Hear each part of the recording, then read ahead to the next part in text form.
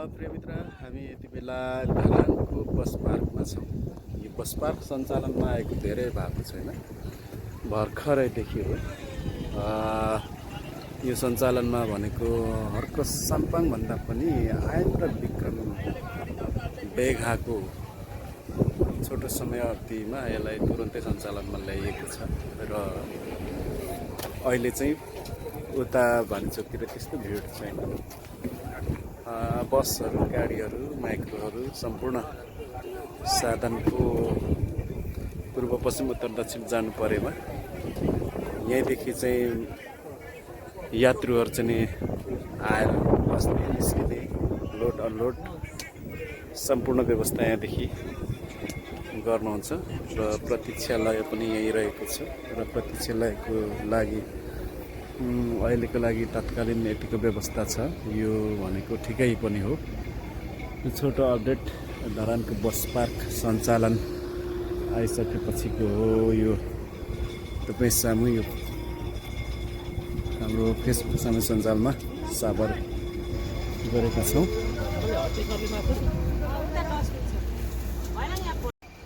तपाईँ हामीलाई थाहै छ यो बस पार्क धरानको बस पार्क हो। अहिले सञ्चालनको क्रममा छ। मौसम ज्यादै गर्मी छ, तथापि यात्रुहरूको चाहिँ नै भिड र निरन्तर सेवाहरू चाहिँ निरन्तर रूपमा बढिरहेको अवस्था छ र भित्रको अवस्था यस्तो छ। वेटिङ कक्ष साथै एयरपोर्टभन्दा कम छैन बस पार्क। टिकट घर पनि यहीँ रहेको छ। यो सम्पूर्ण यहाँ समक्ष राख्न चाहन्छु र भित्र केही खानेकुरा किन्नु परेमा पनि क्यान्टिनको व्यवस्था समेत रहेको छ। समग्रमा हामीले फाइदा र बेफाइदाको कुरा गर्नु पर्दाखेरि धरानको बस पार्क त बन्यो, तर जनतालाई शास्ति पर्यो भन्ने कुरा छ।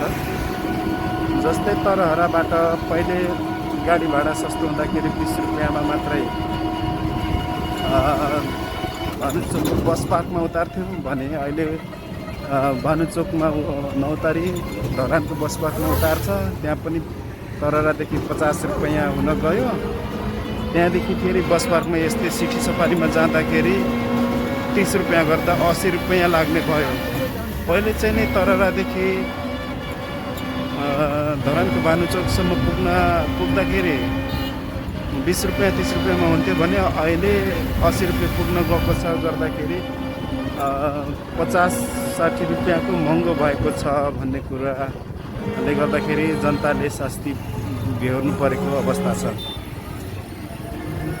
र त्यस पछाडि सफारी चालकलाई के फाइदा भयो त भन्ने सन्दर्भमा सफारी चालकलाई घाटा नै भयो भन्ने कुरा छ। नबत्तै सुनाउँ न त। अनि तपाईँहरूलाई चाहिँ पहिले माथि हुनुमा कतिको फाइदा थियो, अहिले कतिको बेफाइदा छ दाजु?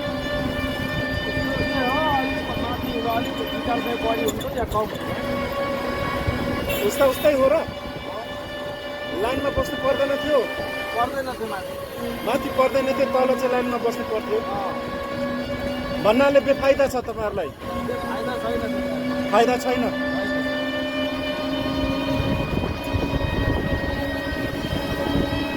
यस्तो छ सिस्टम।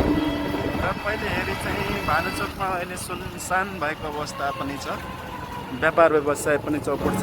भानुचोकमा बसहरू आउने थुप्रिने भएको अवस्थामा व्यवसाय व्यापार राम्रै थियो भन्ने कुरा आएको थियो। तर अहिले चाहिँ व्यापार व्यवसाय पनि लथालिङ्ग भएको भन्ने कुरा आएको छ। हामी भानुचोकका व्यवसायहरूसँग पनि बुझेर जोडिनेछौँ।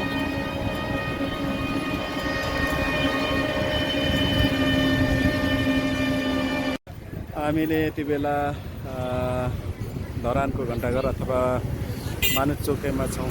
यहाँ विभिन्न सफारी चालक र अन्य साना गाडीको उपस्थित छ र ठुलो गाडी। हामीले भानुचोकमा सधैँ यहाँ एकदमै भिडभाड देख्थ्यौँ, तर अहिले यो खाली छ भन्नाले यहाँ बसहरू छैनन्। सानो गाडीहरू, सफारी, मोटरबाइक अन्य मात्रै छन्।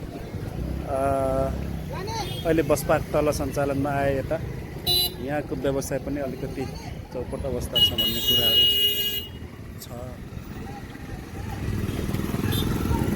र अहिलेको सफारी चालक लगायत टेम्पो चालकहरूलाई पनि यहाँबाट राम्रो व्यवसाय छैन भन्ने कुरा आएको छ।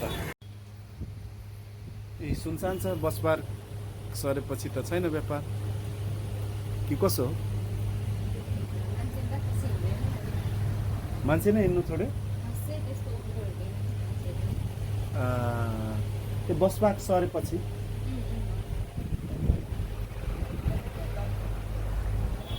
अब तल बस पार्क तलतिर दोकान पसल सार्ने बेला भयो।